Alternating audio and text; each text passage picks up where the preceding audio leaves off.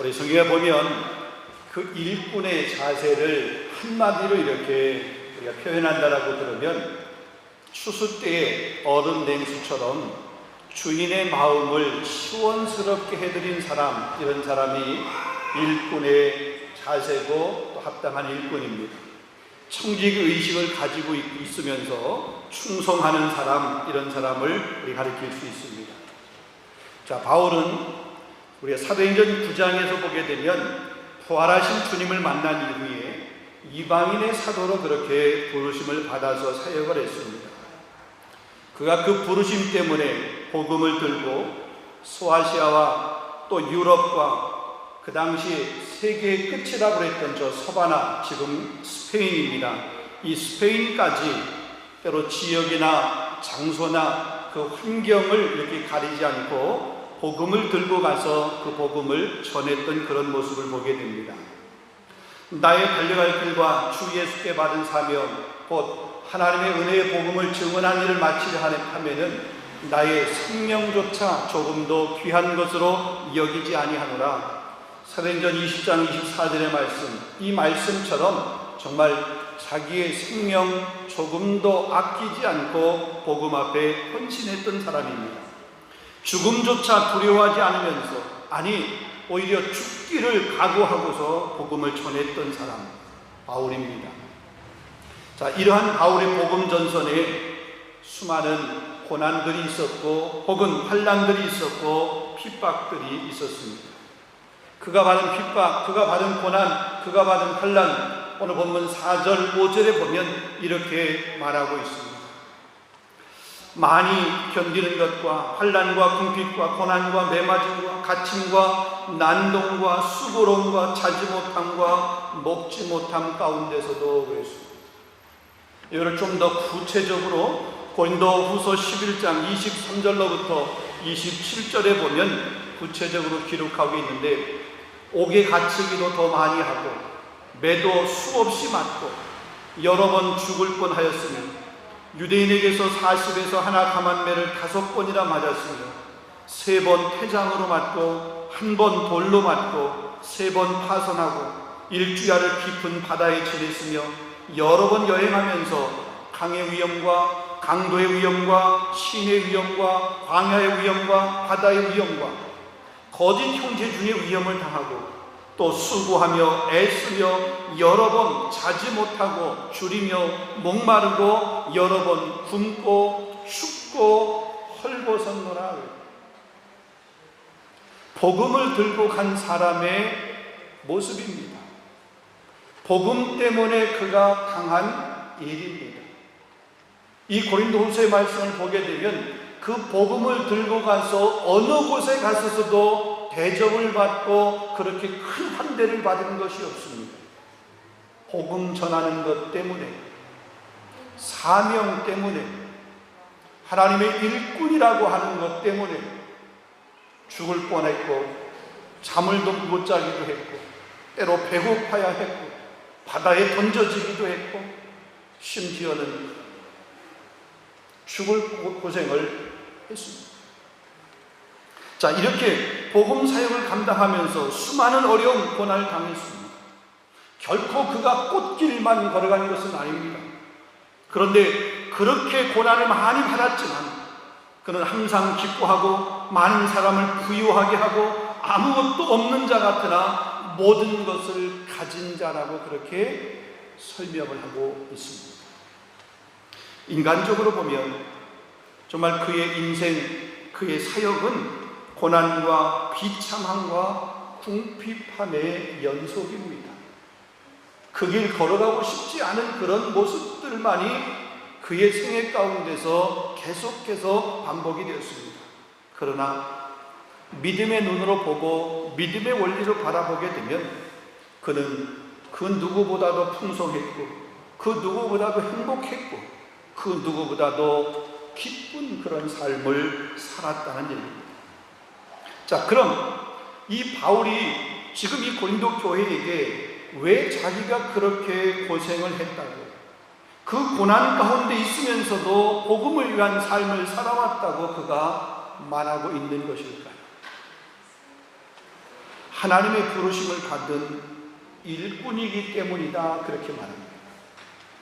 하나님과 함께 일하는 자이기 때문에, 사명자이기 때문에 이런 고난 가운데 있었지만 그 고난이 자기에게는 유익했다라고 하는 그런 말을 하고 있는 겁니다.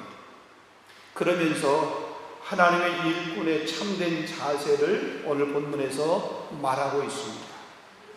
저와 여러분이 분명히 하나님의 일꾼이라고 그랬습니다.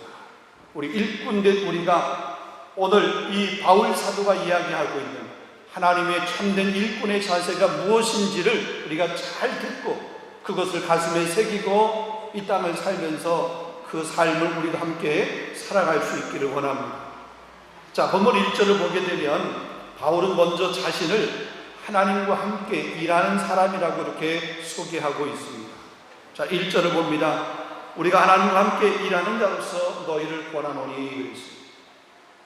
자, 우리가 보통 누군가 함께 일을 한다라고 그럴 때에 여러분 마음과 생각이 맞아야 됩니다. 목적이 같아야 됩니다. 같은 방향을 바라보고 함께 달려가야 됩니다. 만약에 그렇지 못하게 되면, 그렇지 못한 사람과 함께 일하게 되면 갈등이 생기게 되고 문제가 생기게 됩니다. 자, 바울은 하나님과 함께 일하는 사람이라고 그렇게 말하고 있습니다. 다른 말로 얘기하면 하나님의 마음을 품고 있는 사람, 하나님께서 맡기신 그 사명을 붙들고 있는 사람이라고 하는 그런 말을 하고 있습니다.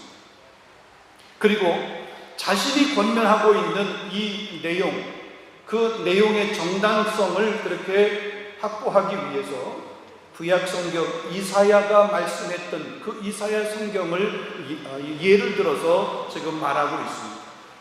그가 예를 들은 이사야서의 말씀은 이사야서 49장 8절 말씀입니다. 여호와께서 이같이 이르시되 은혜의 때에 내가 내게 응답하였고 구원의 날에 내가 너를 도왔도다 그랬습니다.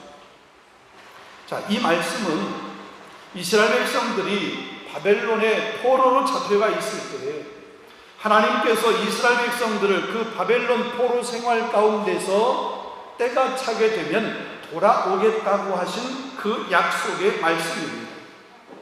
자, 그렇게 약속하신 하나님의 말씀은 이스라엘 백성들이 바벨론에서 70년 동안 포로 생활하다가 마침내 고레스 왕 때에 그 이스라엘 백성들이 돌아오게 됩니다. 1차 귀환하게 되고 2차로 돌아오게 되고 3차에 걸쳐서 이제 예루살렘에 돌아오게 됩니다. 그 이야기를 지금 하고 있는 거예요. 이 말은 이렇게 약속하신 대로 이루어져서 이스라엘 백성들이 돌아왔던 것처럼 지금 하나님의 구원이, 하나님의 은혜가 고린도에 있는 사람들에게 열려있는 때라고 하는 것을 말씀하고 있는 것입니다. 구원의 문이 열려있고 은혜의 문이 열려있다라고 하는 것은 그 열린 문을 통해서 구원의 은혜를 주신다라고 하는 거고 은혜를 주시겠다고 하시는 말씀이에요. 하나님께서 약속하신 것은 반드시 이루셨던 것을 이사야의 말씀을 통해서 지금 바울이 가지고 와서 이야기하면서 약속하신 것을 이루시는 그 하나님임을 지금 설명을 하고 있는 것입니다. 그러니까 우리가 그 하나님과 일하고 있다는 거야.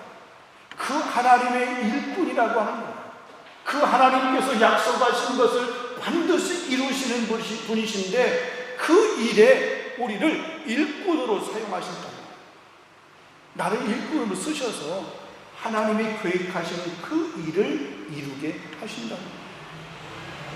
내가 하는 것이 아니라 하나님께서 약속하신, 계획하신 그 일을 나와 함께 하시겠다고 하는 거예요. 그래서 바울은 이렇게 말합니다. 하나님의 은혜를 헛되이 받지 말라. 보라, 지금은 은혜 받을 만한 때요. 보라, 지금은 구원의 날이로다. 그렇게 권면합니다. 자, 그러면서 이 하나님의 일꾼으로 복음 사역을 감당해야 될 일꾼으로 어떠한 자세를 가져야 될지 오늘 두 가지 말씀을 한번 생각을 해보겠습니다. 자, 첫 번째로 보면 일감이 되어서는 안 됩니다. 일꾼이 되어야 됩니다. 회방꾼이 되어서는 안 됩니다. 일꾼이 되어야 됩니다. 일을 망치는 자가 아니라 일이 되게 하는 자가 되어야 된다는 사실입니다. 자, 본문 3절 말씀을 보겠습니다. 우리가 이 직분이 비방을 받지 않게 하려고 무엇에든지 아무에게든지 꺼리키지 않게 하고. 자, 여기는 중요한 단어, 중요한 말이 있습니다.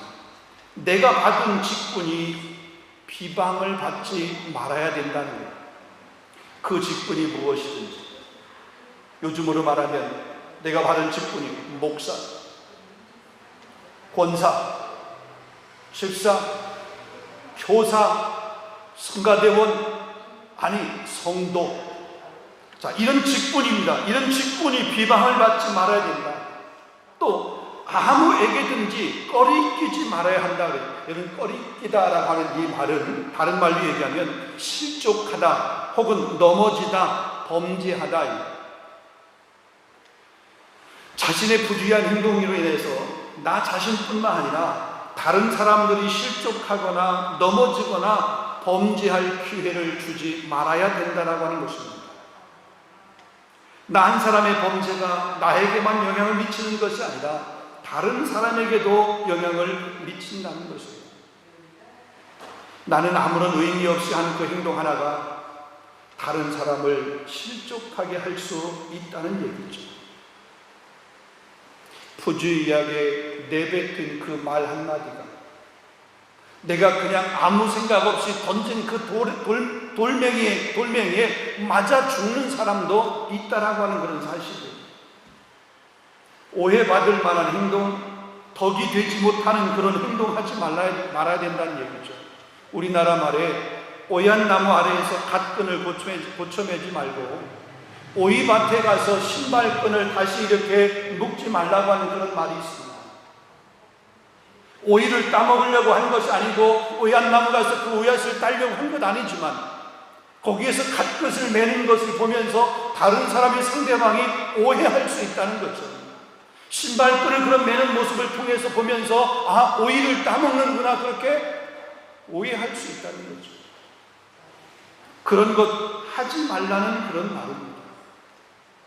철저하게 다른 사람 실족시키거나 넘어지게 하거나 낙심하게 하는 그런 일을 하나님의 일꾼은 하지 말아야 된다는 거죠. 자, 우리 고린도서 8장에 보게 되면 우상의 제단 앞에 바쳐졌던 그 제물의 문제에 관해서 여러 가지 말씀을 한 적이 있습니다. 고린도 교회 안에는 거기에 있는 어떤 사람들 가운데는 소위 강한 사람이다 라고 하는 이런 지식에 강하고 믿음이 강하다라고 하는 이런 생각을 가진 사람들이 있었습니다. 우상 앞에 드렸던 음식, 특별히 그 고기를 먹는 것을 자랑스럽게 생각을 했습니다. 나는 이것을 먹어도 이것을 마셔도 아무런 영향을 받지 않는다라고 자신을 과시하는 그런 사람들이 있었다는 얘기입니다. 그런데 고린도 교회 안에는 그런 사람들만 있으면 그렇게 행동해도 그것이 그 교회 공동체에 별로 문제가 안 됩니다. 근데 고린도 교회 안에는 믿음이 약한 사람이 있었습니다. 특별히 과거에 우상 숭배를 하다가 그 우상 숭배하는 것들을 멈추고 지금 믿음 생활을 시작한 사람들이 있었습니다. 우상을 숭배할 때 그들이 어떻게 그 우상 숭배 행위를 했든지를 누구보다도 뼈저리게 너무나 잘 알고 있고, 그 우상 앞에 지배를 받고 우상 앞에 짓눌려 있어서 그 삶이 얼마나 고통스러웠는지를 뼈저리게 경험한 사람들이 지금 교회 공동체 안에도 있는 거예요. 그런데 믿음이 강하다고 하는 그런 사람들이 자신의 그런 행동들을 지금 믿음이 약한 사람, 우상을 섬기다가 지금 이렇게 회심을 하고 신앙생활하는 이런 사람들을 배려하지 않고 자기 중심적으로 그렇게 행동을 하고, 특별히 우상의 제단 앞에 드렸던 그 음식을 먹는 이런 문제에서도 조금도 조심성이 없이 행동했던 이런 모습을 보게 됩니다. 이것에 대해서 바울이 이렇게 권면합니다. 음식을 먹는 것, 특별히 고기를 먹는 것, 그것은 전혀 바울 자신에게도 다른 사람에게도 문제가 안 된다. 못 먹을 음식이 아니라 그런데 혹시라도 내가 그것을 먹는 것 때문에, 내가 그것을 마시는 것 때문에, 내가 그 행위를 하는 것 때문에 공동체 안에 다른 사람들이 실족함을 받는다라고 그러면 나는 영원히 고기를 먹지 않겠다라고 그렇게 바울이 이야기합니다. 자기중심적인 삶이 아닙니다. 한 사람이라도 내 행동 때문에 거리낌을 당하거나 실족하지 않도록 하기 위한 철저한 이웃 사랑, 하나님의 일꾼의 그런 중심 마음이라고 하는 사실입니다. 여러분, 마태복음 18장 6절에 보게 되면 누구든지 나를 믿는 이 작은 자 중 하나를 실족하게 하면 차라리 연자맷들이 그 목에 달려 깊은 바다에 빠뜨려지는 것이 나으니라 그랬습니다. 더 심각한 경고는 만일 형제를 실족하게 하는 데 있어서 내 눈이 범죄를 한다라고 그러면 내 눈을 빼버리는 것이 더 낫다. 내 형제를 실족하는 데 있어서 내 손이 혹은 내 발이 그 형제를 실족하게 한다라고 그러면 그것을 찍어버리는 것이 낫다라고 했습니다. 장애인이나 다리 저는 자로 영생에 들어가는 것이 낫지, 두 팔과 두 손이 멀쩡히 가지고 지옥불에 떨어지는, 영원한 그런 불에 떨어지는 그런 것보다 낫다라고 하는 이런 경고를 했습니다. 다른 사람을 실족하게 하는 행동을 하지 말라는 것입니다. 그렇게 하게 되면 복음 사역이 비방을 받게 되기 때문에 그렇습니다. 목사인 제가 혹시라도 이런 잘못된 행동, 잘못된 행위들을 하게 되면 나 한 사람 욕을 먹는 것뿐만 아니라 나 때문에 우리 삼일장로교회라고 교회가 욕을 먹는 거죠. 우리 교회만이 아니라 나의 부주의한 행동 때문에 하나님이 예수 그리스도의 영광이 가리워지는 그런 모습이 되잖아요. 목사인 저만 그럴까요? 여러분도 마찬가지입니다. 왜요? 우리가 하나님의 일꾼이기 때문에 그렇습니다. 하나님의 일꾼이기 때문에. 그러기에 여러분 자신을 잘 지켜야 됩니다. 여러분 자신을 잘 돌봐야 됩니다. 철저하게 영적인 관리를 잘 해야 된다는 얘기죠. 두 번째로 보게 되면 하나님의 일꾼의 참된 자세는 무엇보다도 성령 충만해야 됩니다. 한번 따라하겠습니다. 성령 충만해야 한다. 자, 본문 4절과 5절 말씀을 보겠습니다. 오직 모든 일에 하나님의 일꾼으로 자천하여 많이 견디는 것과 환난과 궁핍과 고난과 매맞음과 갇힘과 난동과 수고로움과 자지 못함과 먹지 못함 가운데서도 바울은 예수님의 12제자, 예수님으로부터 그렇게 직접적으로 부름받은 그 12제자에 속하는 사람은 아닙니다. 보통 우리가 사도라고 얘기할 때 그 사도, 예수님의 제자들을 이렇게 가리키게 됩니다. 사도라는 말은 보냄을 받았다, 보내심을 받았다라고 하는 그런 의미입니다. 사도의 자격이 있습니다. 아무나 사도가 되는 것이 아니라 사도는 예수님으로부터 직접적인 부르심을 받아야 됩니다. 그리고 부활하신 그 주님을 목격한 사람이어야 됩니다. 그리고 세 번째는 그 예수님으로부터 보냄을 받은 사람이어야 됩니다. 이런 사람을 우리가 보통 사도라고 얘기하고 또 그 사도의 자격을 좀 세 가지로 우리가 이야기할 수가 있습니다. 자, 그런 의미에서 볼 때 12제자, 이는 분명히 사도인 것은 사실입니다. 그런데 이 바울은 이 12제자처럼 그렇게 직접적으로 예수님으로부터 부르심을 받은 사람은 아닙니다. 그렇지만 우리가 잘 아는 사도행전 9장에서 보게 되면 부활하신 주님을 만났습니다. 부활하신 주님을 만난 후에 이방인의 사도로 보냄을 받았습니다. 그래서 바울이 사도인 것이 분명합니다. 그럼에도 불구하고 전통적으로 그 사도라고 하는 그 12명의 제자 그룹에 속하지 아니했다는 것 때문에 바울의 서신서를 보게 되면 많은 사람들이 바울의 그 사도권에 대해서 부정하는, 의문을 품는 그런 일들이 있었습니다.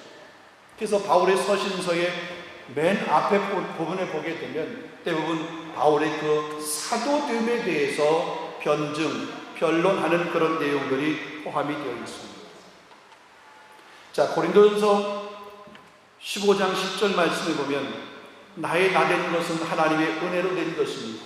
내게 주신 그의 은혜가 헛되지 아니하여 내가 모든 사도보다 더 많이 수고하였으나 내가 한 것이 아니요 오직 나와 함께 하신 하나님의 은혜로다 했습니다. 그는 하나님의 일꾼으로 하나님의 은혜에 감사하면서 그 은혜가 헛되지 않게 하기 위해서 열심히 일을 했습니다.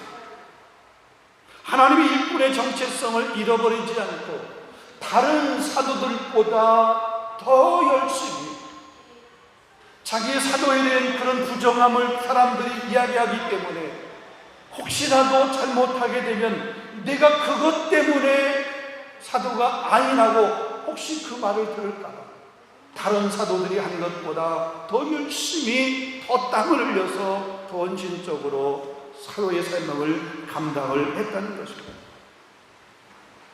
그 일을 하면서 많이 견디는 일을 했습니다.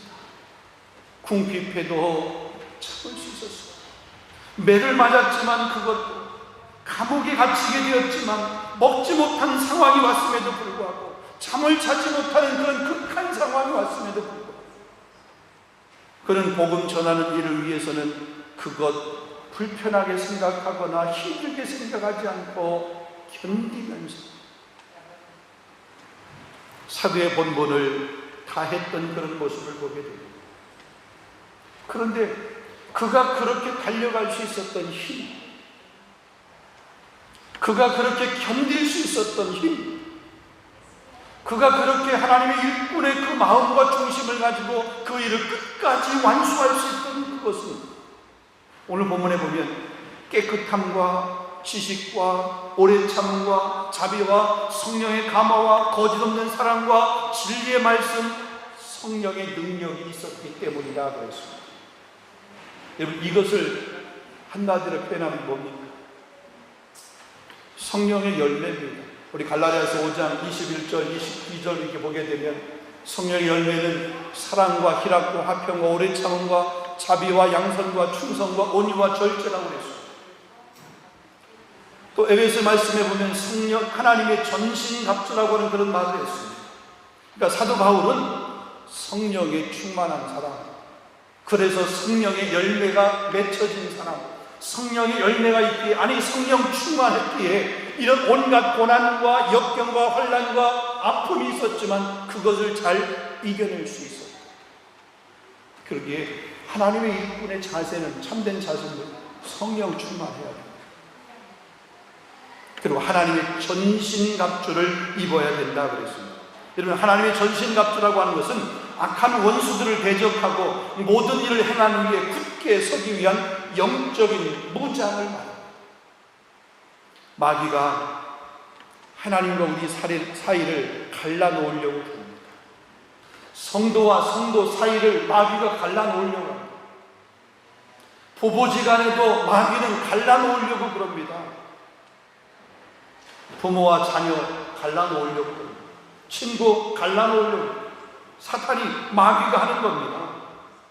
이것을 이겨내기 위해서 우리는 진리의 허리띠를 펴야 되고 하나님의 말씀으로 무장을 해야 됩니다. 의의 호심경을 붙여야 되고 평안의 복음에 예비한 신을 신어야 됩니다. 믿음의 방패를 가져야 됩니다. 구원의 투구를 쓰고 성령의 검을 가져야 됩니다. 이게 하나님의 전신갑주를 입는 영적인 무장입니다.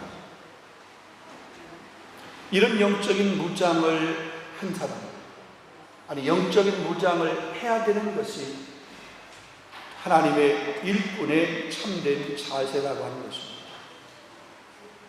말씀을 맺겠습니다. 사랑하는 성도 여러분, 오늘 본문의 말씀은 고난과 핍박 가운데서도 결코 흔들리지 않고 하나님의 일꾼의 삶을 살았던 바울의 삶에 대해서 우리 같이 한번 생각해 보았습니다. 자신의 사도권을 부정하는 사람들에게, 복음을 회방하는 사람들에게 악을 악으로 갚지 않고 오히려 더 큰 사랑으로 그들을 품고 용납하면서 다른 사도들이 수고한 것보다 더 많이 수고하고 복음 전달자의 사명을 잘 감당하여 다른 사도들이 했던 것보다 더 큰 일을 했지만 그것은 자기가 한 것이 아니고 그것 하나님의 은혜라고 그렇게 고백을 한 하나님의 참된 일꾼이었던 사도 바울에 관해서 우리가 말씀을 생각해 보았습니다. 상황이 좋아서 그가 잘 달려왔던 것 아닙니다. 힘든 상황이 있을 때에 그는 더 하나님을 의지했습니다.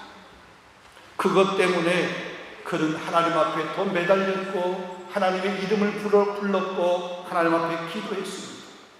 그러다 보니 모든 것이 하나님의 은혜로 되어졌습니다. 그래서 하나님의 은혜라고 그가 고백했습니다. 여러분, 상황 자체가 은혜가 아니라 모든 상황을 은혜로 받을 수 있는 기회, 그 기회로 받았기 때문에 그 상황이 그에게는 은혜가 되었습니다. 인간적으로 보면 그 상황은 우리가 불평하기 딱 맞는 환경입니다. 그런데 바울은 그 상황을 은혜로 받았다는, 아니 은혜 받는 기회로 받았다는, 그러니까 그 상황도 은혜 받는 기회가 그가 되었던 거예요. 하나님 앞에 그것도 감사할 수 있는 기회가 되었던 거예요. 그렇습니다. 우리 삶에도 보면 힘들고 어려운 일이 있습니다. 예상치 않은 일들이 우리 앞을 가로막고 있습니다. 생각하지 않았던 그런 일들이 여기서 툭 저기서 툭툭 터집니다. 그럴 때마다 우리가 원망하고 그럴 때마다 불평한다라고 그러면 우리 입술에서 원망과 불평 사라질 일이 없습니다. 늘 원망과 불평입니다. 믿음의 선진들에게도 원망과 불평할 수 있는 그런 상황적인 조건들은 충분히 있었습니다. 그럼에도 그들은 불평하는 시간, 불평하는 입술이 아니라 그 상황을 은혜 받는 기회를 삼았어요. 그래서 내가 한 것이 아니라 하나님이 하셨다고 하는 것을 그의 삶을 통해서 간증으로 고백했던 모습을 보게 됩니다. 그 어느 때보다도 이런 믿음이 우리에게 필요합니다. 지난 1년 반 동안 예상치 못했던, 한 번도 경험하지 못했던 그런 코로나라고 하는 팬데믹, 이 세계적인 전염병이라고 하는 것 때문에 우리가 얼마나 많이 힘들었습니다. 그런데 이 힘든 가운데서도 우리 상황을 원망하며 불평하는 것이 아니라 지금까지 상황을 잘 이겨오게 하시고 이런 환경 가운데서도 우리가 이렇게 조심하면서 예배할 수 있도록 은혜 베푸신 하나님. 그래서 일상의 예배가 얼마나 소중했던지를 다시 한번 깨닫게 하십니다. 우리의 힘으로 하는 것이 아니라 하나님께서 환경이나 모든 것들을 간섭해 주셔야 된다라고 하시는 그런 것들을 깨닫게 했습니다. 깨달았으니 우리 코로나도 감사합니다. 코로나 상황이 안 왔으면 이런 게 가능했어요.